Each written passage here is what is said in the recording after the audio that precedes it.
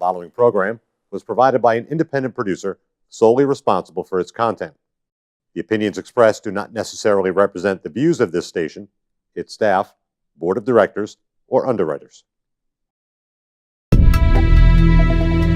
My name is Jasmine, and I am a recovering drug addict. My name is Richie Farrell, aka the Old White Junkie. And we are your hosts for Exit Team Nashua. Our mission is to bring recovery into the living room. Last year, over 72,000 Americans died of an accidental overdose. That's almost 200 Americans every single day. We will bring you guests with real-life experiences with addiction and recovery. Welcome to Exit Team Nashua. Hey guys, welcome to Exit Team Nashua. I'm Bobby. I'm going to be the host for tonight. Our other host, Jasmine, is unable to make it, so everybody secretly shame her. So I'm joined tonight by Nicholas, I'm sorry. And based on our conversation before, we're going to have a good time. Oh yeah, naturally. Yeah. I just feel like this is a vibe right here. Yeah, no, like I feel something like a spark almost. I didn't want to say it, but you brought it up, so yeah. I mean, part of being okay with yourself is being able to say things first. I'd swipe right. There it is. Super like. All right. All right. So let's get into the nitty gritty right now, right? So Yes. like you mentioned a couple of these like crazy stories that I want to hear now. So like you are a recovery advocate, right? Yes, and a recovering addict. We can say that too. Yeah, Yep. sure. So what brought you to this point? Like what kind of led up to you deciding to, you know, change and do all that kind of stuff? Honestly, in a couple words, I was tired. Okay. So I've only been to 2 rehabs. The first one was when I was 12 years old. I already it was out the gate. Like I knew I had an issue. Yeah. So when I was 12 years old, they put me into a facility, got out of there. Then I went to a boys' school for 2 years, which is my mother's nice way of saying that I was locked up for a couple years in my youth. Okay. That's when I realized like addiction to me isn't just drugs. Yeah. You know, because I read constantly, like isolated, didn't talk to people. I can be just as addicted to books as I can to anything else, anything that takes me outside of myself. Okay. When I got out of there, I decided that I wanted to do what I call reverse retirement. Okay. Which is, I figured when I was old, because I also thought that like 30 was going to be like, you're ancient, you can't do anything anymore. So I decided that I was going to travel and see the country. So I started hitchhiking right around like 15, 16 cross country. And by the end of it, like I always say that like I got to go to a lot of places, but I couldn't tell you anything about them. Yeah. Like I can tell you the bad neighborhoods in every city and where they are. When I realized that I had a problem is I was in the Bay Area in San Francisco. I'd been living in a bush for about 4 years, not communicating with people. Like if I talked to anybody, it was just in like weights, measurements, and denominations. Yeah. You know, when people would ask me like, how are you? Like I was so removed from people that even like basic conversation of like, hey, how are you? Was confusing to me. I didn't understand. I'm like, what do you mean? Like I live in a bush and I just ate out of a dumpster. Like, how do you think I am, bro? And so basically that was like my breaking point. I was sitting there. I used to do my ritual, if we can call it that, on federal courthouse stairs, because I felt like if that, you know, that would be the last place they would look for me. I mean, you know, the logic is solid. It is, but the follow through was not. Okay. They found me there. And really? I know. I was surprised as well. I was like, a cop at a federal courthouse building. This is amazing to me. And so I fancied myself a writer, and I had a stack of notebooks there because that was my only form of expression, really. Yeah. And so this officer came up and saw me with all of my wares displayed, ready to do my ritual, when he was like, so you're a writer? And I was like, yeah, whatever. And he's like, can I read something? And so I was like, yeah, go ahead. And so he grabbed the notebook and he, you know, probably read just the first page that he came to. He handed it back and he said, you know what? I should take you to jail, but you're already in a way worse place. Wow. And, you know, I broke down crying right there. I was like, you know, he's right. Yeah. You know, I couldn't even argue with that. And like the worst thing he did for me was just walk away from me there. Really? And so I wish I could say like the next day I went and got into recovery. I didn't. It still took a while, but that had planted the seed for me. You know, I knew that the way that I was living, I couldn't do it anymore. You know, I always thought that like my addiction only affected me, Yeah. You know, but then like, you know, I would talk to my mom, and since I've been in recovery, I talked to my mother more, and, you know, she told me how much what I was doing affected her. Like, you know, where I was just thinking I was doing my own thing, my mother was staying up late at night searching unclaimed bodies. Yeah. You know, and she told me that there were nights where she wished that she would have found me, because that way it would have been over. You know, like she could have known at least what was going on. So I ended up coming back to the East Coast, and, you know, I was continuing on doing what I was doing, but I thought I had managed it, you know? Yeah, I'd found the secret. Yep, doing to how to drugs like a control it. gentleman. Right, exactly. Pinky out. You know, always pinky up. Pinky if out. you know me, that's actually funny, because I'm always pinky up. But, so yeah, I was classy, you Yeah, know? And course. in my sister's basement, you know, which is what true gentlemen do. Yep, lavish. And, right. Oh, I was Lavish. pretty highfalutin. Oh you yeah, know, no, silk like, sheets. I knew that I was like I had made it. Oh you yeah, know, I'd arrived. So, but what really did it for me is I woke up one morning, and again doing my ritual, and I realized that the thing that controlled my life was smaller than my pinky toe. And now, you know, this is one of them things that I've been doing this for, you know, I don't even know how long, but like that day, for some reason, I was like, if I were to drop this, and for me, it doesn't matter what your substance is in this place. Like if it goes onto a carpeted floor, your day is a nightmare. Yeah. And so I just knew right then, I was like, I can't do this. Like, this is what controls me. Like my every single move, whether or not I have a good or a bad day. And so I started calling for help, and luckily my call was answered. And like that's like a huge thing, right? Because like you said, like I just thought I was doing my own thing, all this stuff. Like that was something I held on to. Like I'm independent. Oh yeah. You know what I mean? But like no, I'm a slave to a substance. Oh yeah, definitely. You know, I can't go anywhere unless I have my substance of choice with me. Yep. Or else why would I go there? And then 100%. You know what I mean? I was hitchhiking from Vegas one time down to Tucson. Okay. I got about halfway when I ran out and was like, I got to go back to Vegas in case I can't find something right when I get to Tucson. Yeah. Like I couldn't even continue on with the journey. I was like, I got to go back to the beginning so I can start from there. Yeah. You know, like I had no say in it, you know, so. Yeah, no, it was, it called the shots. All the time. You know, but like I lied to myself so much. Oh yeah. That I was just like, nah, look at me. I'm hitchhiking. I'm living the dream. Yeah. No work, no responsibilities. I'm basically Jack Kerouac. Oh, 100%. Yeah. Yeah. You know, and then I think it was Jerry Garcia who said when he had a bit of a drug problem too. I don't know if you're aware, but he said that he loved his heroin addiction because before his heroin addiction, he had so many things to worry about. Yeah. But with his heroin addiction, he only had one thing to worry about, and that was heroin. And so I kind of, romanticized that in my head and was like, yeah, no, that makes sense. Like I only got one thing. Look at all these suckers going to work and sleeping in beds with blankets and pillows, like going to bed full, right? Like being able to buy produce. Animals. Like, yeah, what are they doing? Animals. Couldn't understand it. No, and that's like that delusion, right? That insanity that like I lie to myself so much that like my life is amazing. Yep. And I come up with excuse after excuse after excuse. Like my favorite one I always used to say was like, everybody's got a vice. Oh yeah. Why is everybody judging me? Everybody's got a vice. Yep. I say as I'm nodding off of mine's my just potatoes. more on display. Yeah. Mine just like, I always felt like I could get fancy with language. Like I wasn't homeless. I was urban camping. Ooh. I wasn't a thief. I was an inland pirate. Like I like that. I had a lot of fun with language, and that helped like, sell me this, dream. But then at the same time, like I needed to make $1 before I could use the bathroom. Like I couldn't buy food because that would take money away from what my real need was.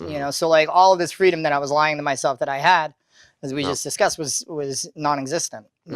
I make money, but like I have to steal 2 honey buns a day to survive. 100%. Yeah. I tell people I'm the best thief you ever met, but yet I'm starving. Yeah. It's like so. No. So you had that realization, right? That if anything falls on a carpeted floor, my day's ruined, which I feel spiritually. Yeah. And you started making calls, right? So I called up this place. They had told me, they were like, okay, I think they said it was something like $500. They were like, you can come in. It was a nonprofit organization. They were like, it's $500. Yeah. And I laughed. I was like, lady, you bumped your head. Yeah. I was like, I don't have $500. She's like, all right, well, do you have $40? And I was like, if I had $40, I would have called you tomorrow. Yeah. I was like, I have nothing. Like, what can we do? And so she told me to just keep calling back. And for some reason, at this point in my life, I did. Like, I called again the next day, and I called the next day. And I think it was like the 3rd or 4th day. And they had told me that it was a few weeks waiting list. And they ended up letting me in. And, it was crazy to me because, you know, I had all of these things like if I go there and they do this, I'm leaving. If they do that, I'm leaving. And you know, I went in there and everybody was like super nice to me, and I'm like, oh, so that's how they're gonna do it. You know, we're gonna pretend to be cool. And you know, I went out and I sat down at the table, and you know, people asked me, they were like, "You thirsty? You hungry?" Yeah. And I had never had kindness like that in my life. Like I just never had anybody just, you know, for no reason. Yeah. Like, are you hungry? Other than I probably looked hungry. I mean, I was sucked up. Yeah. You know, like I was missing teeth. My hair was down the hair and unbrushed. But best believe I thought I looked good. Oh you my know, God. like So my first treatment I went to, I was $140. Yeah. Right. Face was sunken in. Same hair down to my shoulders because I couldn't afford a haircut. No. Like, why would I spend? That's ridiculous. Yeah, come on. That could be more drugs. Yeah. You know, all this, right? And in my head, I think I look amazing. So I went to the intake, right? They take my picture, and it's this nice Southern nurse. I went down south for a rehab the first time, and I'm like, I look good, don't I? And she's like, oh no, honey, you really don't. Right. And I was just like, ooh, maybe I'm not too. Oh good. man, I thought that, you know, like when we were going out to the meeting on the druggy buggy, as they, you know, lovingly call it, you know, I'm in the mirror like, look at you, you're gonna score you another work in progress. Like, but one of the things that I actually started doing, because you know, honestly, it wasn't very long before I realized that like I had, you know, not been happy with myself. I was never one of them addicts that like was like, I want to die.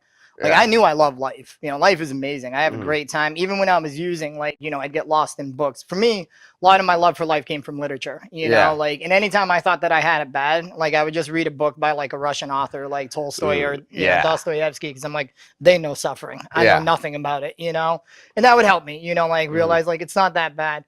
But while I was there, very quickly, I realized that the reason why I was doing what I've been doing and, you know, running the way that I had been was because I wasn't happy with me.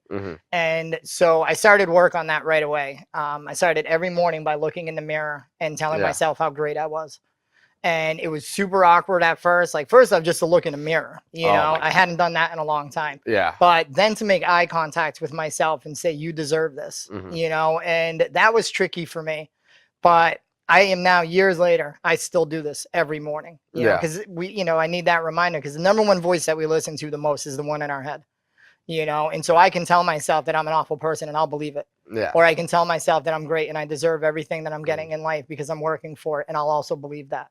I can talk myself into anything, and I can talk myself out of anything. Yep. You know what I mean? If I go in with the belief that I'm not worth this, oh yeah, you know, like why am I gonna do the things I need to do? Yep. You know, but and sometimes I did have to, you know, I would tell that to myself, and I think it's a lie, and then I'd have somebody else say it though. Yeah. That I never asked. I never prompted them to be like, hey, you're worth getting help. You're worth fixing whatever, right? Yeah. And if they said it, it's like, oh, okay, I'm not the worst person in the world. Right.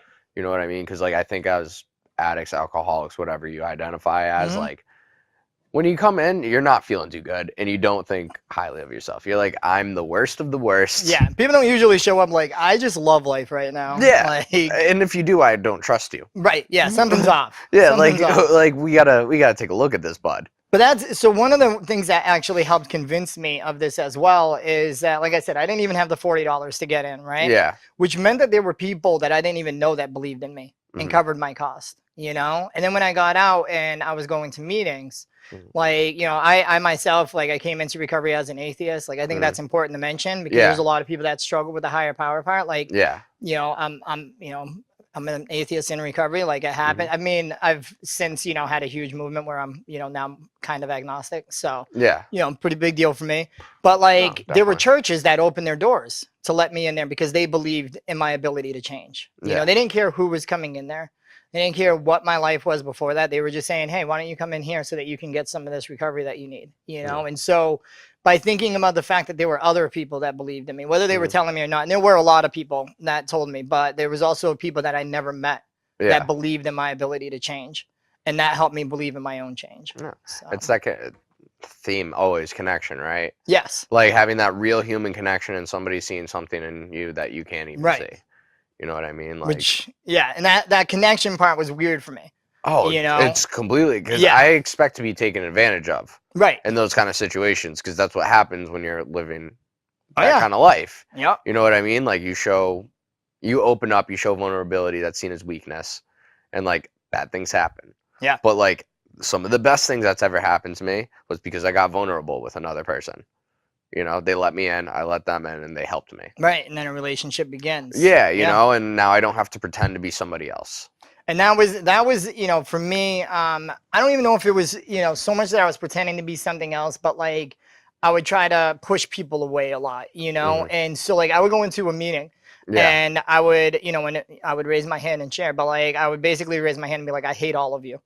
Like I don't know, you know, like I knew I was there for me, but at the same time I was like, I can't stand anyone in this room. I was like, nothing personal, but you're all humans, and just on that alone, like, you bother me. And then afterwards people would come up and give me a hug, and I'm like, I can't stand these people, you know, but I kept going back, you know. And because of that, you know, I started opening up more and getting real, like, you know what, it's not that I hate you guys, it's that I'm uncomfortable with this. And then from there, you know, further and further, and now I have like actual friends, you know. And one of the greatest things I learned about in recovery is like being able to have fun, not take yourself seriously. And luckily I've built a group of friends in recovery that we're able to do this, you know. I know that on the last episode, somebody was mentioning a show that I'm also going to mention, which is the Sicker Than Most show, which happens the third Saturday of every month. And it was a friend of mine who, you know, was kind of talking about wanting to be able to like play music somewhere, but like, where do you do that in recovery? And so we have the show Sicker Than Most, AKA Addicts Got Talent. Anybody in recovery can perform. Anybody that's not in recovery is more than welcome to come and check it out. We love support from the community. But it is just this amazing thing where people get to, you know, showcase their talent, have fun, just come out and, you know, sing. There's music, poetry, comedy. Some people do skits, you know, free pizza, which is amazing. I know mean, that the pizza's a draw. I mean, you can't turn any away from pizza. And actually in April, we're going to be doing a fundraiser for the Hope Center and Planned Parenthood. And it's going to be at the Courier Museum. Anybody wants to check out the Sicker Than Most Facebook page, we'll be updating it on when the exact date of it's going to be. That's amazing. So yeah, like we're now getting, you know, so the community helped us and now we get to give back to the community, which is beautiful. I was about to say, you know what I mean? Like you're using talents that you guys already have. You know, putting it in an amazing context and for amazing cause. Yes, and you know I mean? And it's magical. It really is. Like no, and it's keeping that pay it forward thing going. Right. Because like just like somebody believed in you. With that $500 or $40 or whatever. I don't know the math on that. It's weird. But like they got me there. You know, I was never a math guy. No. Right, but like that's what's happening. Paying it forward, paying it forward, paying it forward. I know when I came into recovery, like I didn't really have a lot. You know, and people took care of me and believed in me, and now I'm able to do the same thing. And I don't say that as a no, it's just it's one of the gifts of recovery. Exactly. You know, and like when I count my gifts of recovery, it's very rarely like, you know, I mean, don't get me wrong, I do pretty well in life now, you know, well, definitely in comparison to where I was, but it's never about the material stuff. Like for me, it's, you know, my mom talks to me, you know, my brothers and sisters, I'm like the one person in the family that talks to everyone when before they had all assumed that I was a lost cause, you know. It's electricity. Like that's an amazing thing in my life. Dude, like I turn on light switches, lights, come on, I have heat. I now buy produce and like put it in a drawer. It's called a crisper drawer. Don't know if you're familiar with it. I don't like to brag. But like I got one of those. Dude, know what I'm a huge fan of? Running water. Bro, I could wax poetic on that all day. Dude, it's amazing. Like it is. I had this realization. It was after I got out of. I was living in you know, a sober house for a while and recovering. I got my own place, right? And I paid for it, and it was amazing. And I was laying down in my own bed on my own sheets, and like I was just so overwhelmed. And then I thought, like, if I call somebody that's like normal, they'd be like, yeah, but that's what you do. Yeah, no, like good job, you bought yourself a bed. But it's just like you don't understand, dude. Like. No, and I get that joy, like, and that's one of the things that I try to hold on to for me is gratitude. And I lose sight sometimes, like, you know, a little while ago I got in a car and it didn't have I had a car and I got into an accident, so I had a different car, right?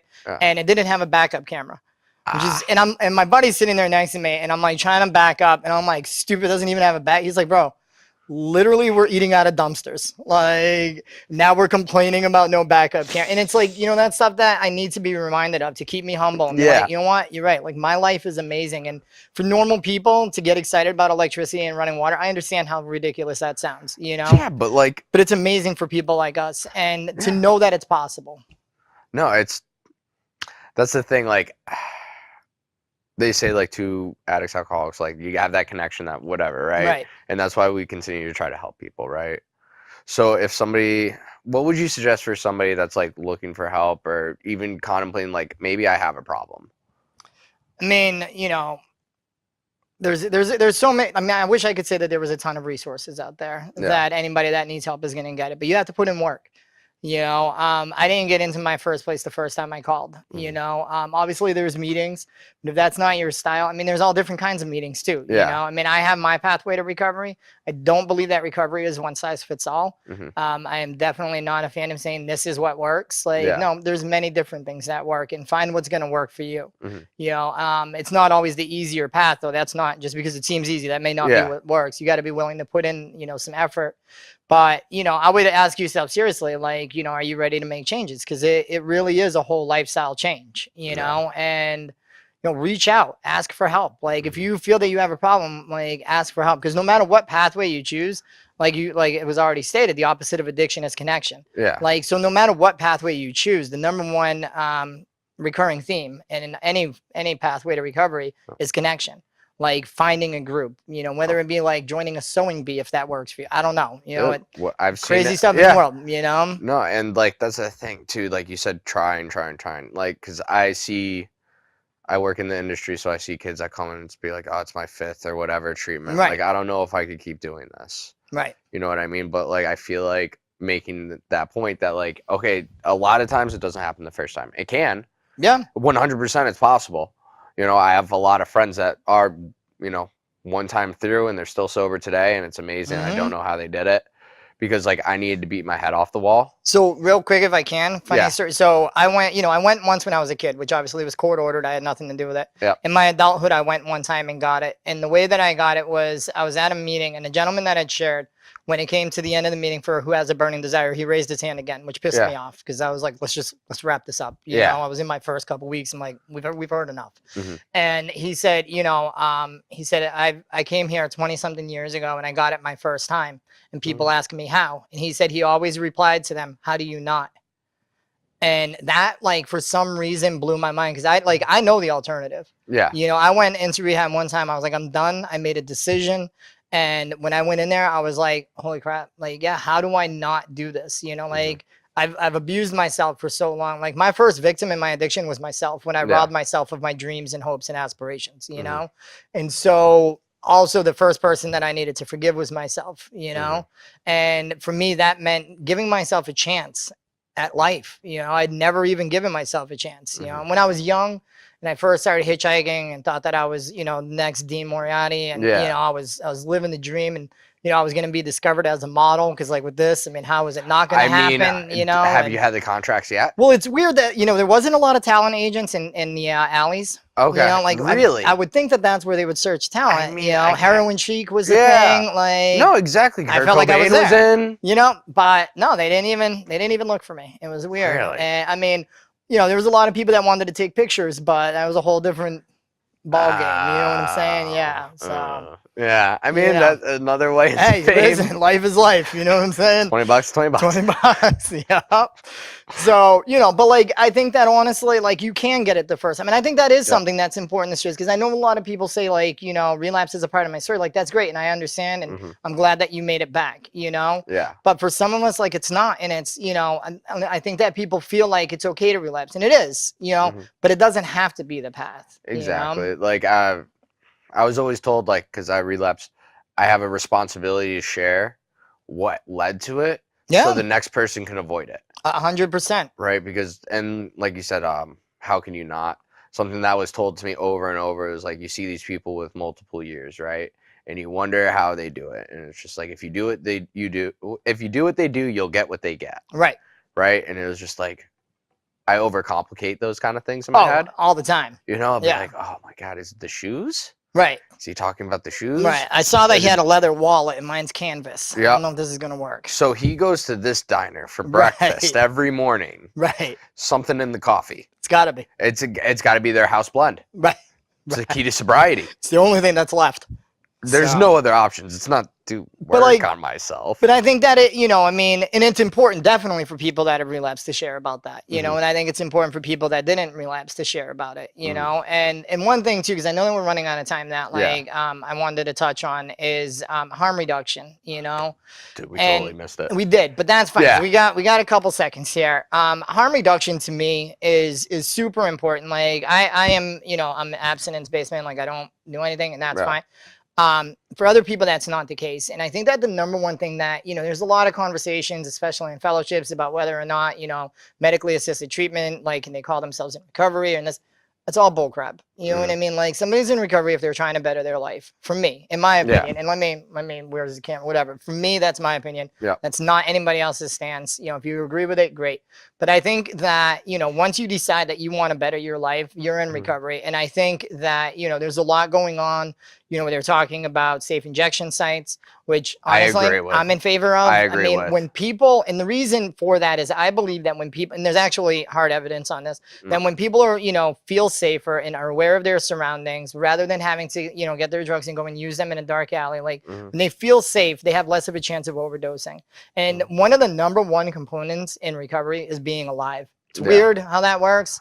You know, whatever keeps you here. And like, and that's it. And if we could cut down on like number of people with Hep C and HIV, because like it's way too common for people to be like, I have Hep C. 100%. I had Hep C. Yeah. Since it being, and that's another gift, is I actually was able to keep doctor's appointments. I was able to get the medication. I no longer have Hep C, you know? It's an amazing time that we live in. But at the same time, like, I also died several times. So when I see people ranting about, like, why are we Narcaning these people? You know why? Because we recover.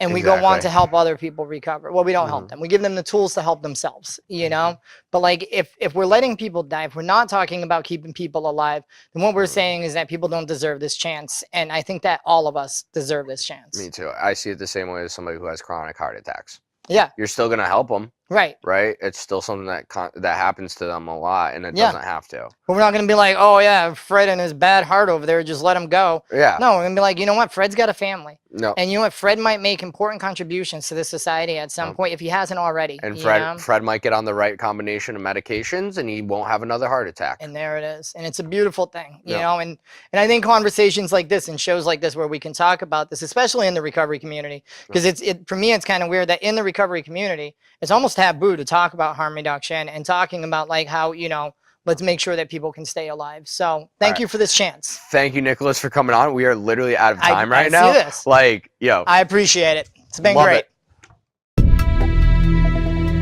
My name is Jasmine, and I am a recovering drug addict. My name is Richie Farrell, AKA the Old White Junkie. And we are your hosts for Exit Team Nashua. Our mission is to bring recovery into the living room. Last year, over 72,000 Americans died of an accidental overdose. That's almost 200 Americans every single day. We will bring you guests with real-life experiences with addiction and recovery.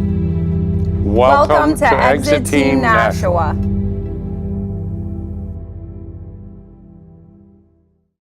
The preceding program was provided by an independent producer solely responsible for its content.